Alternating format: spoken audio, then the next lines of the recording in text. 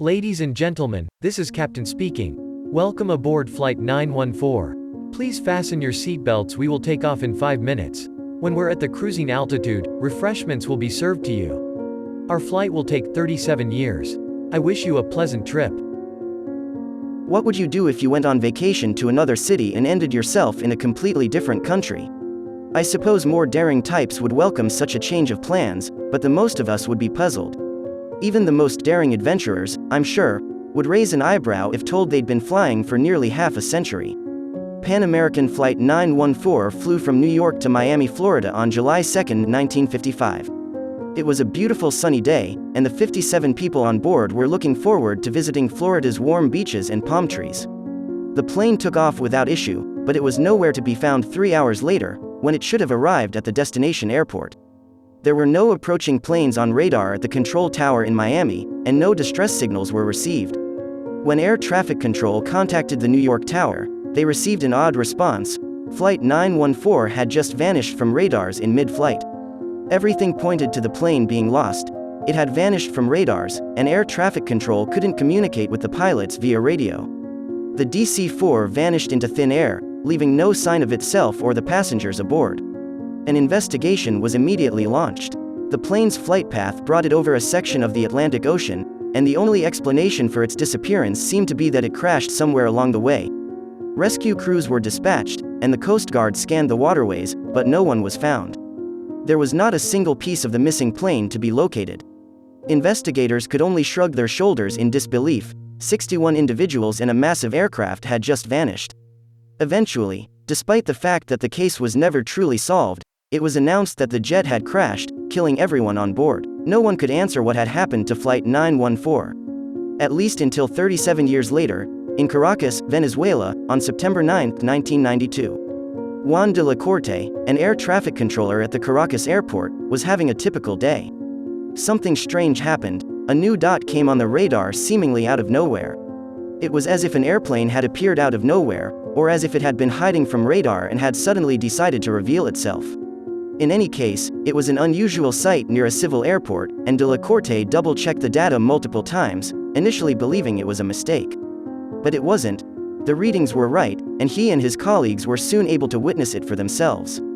The culprit appeared in the area of vision in less than 10 minutes. It appeared to air traffic control to be an ordinary plane at first, but as it came closer, they could see that it was actually quite old. A DC-4 McDonnell Douglas passenger airliner. These planes were still in operation, but they'd become outdated and had been mostly replaced by more modern planes. But the strangeness didn't stop there. The true confusion began when the unknown plane's pilot phoned the tower and inquired, "Where are we?" in English. Juan de la Corte, who was in control at the moment, responded that they were approaching the Caracas airport and inquired about the flight's destination.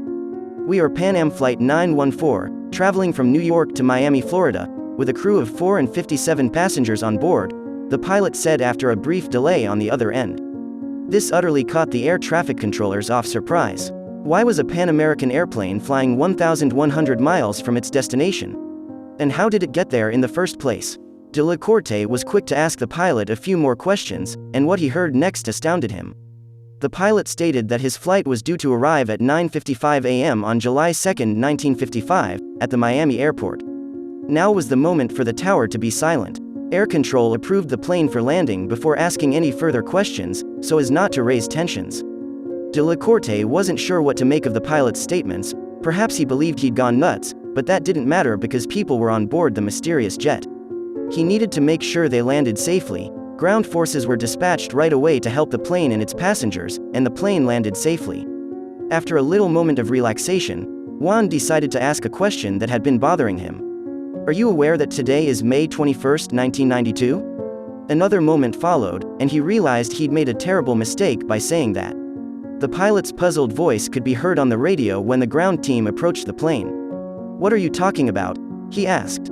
When de la Corte heard of this, he realized he'd have to send security guards to the plane to take the passengers and crew off. However, as they approached the plane, the pilot did something that no one expected. The flight captain's panicked voice could be heard yelling, "No, keep your distance, we're leaving right now." Indeed, he restarted the engines and glided the plane to the runway without waiting for takeoff clearance. Juan tried to stop him over the radio by warning him that he was putting himself in danger, but the pilot ignored him. He just drove up to the runway, accelerated, and flew. The plane could be seen in the air for a while. It merely appeared as a dot on the radar for a short time, and then, it vanished. It sprang out of nowhere, as if it had been a communal hallucination. No trace of the aircraft was ever found, and no one can explain what happened that morning in Caracas to this day. Isn't it a little fishy?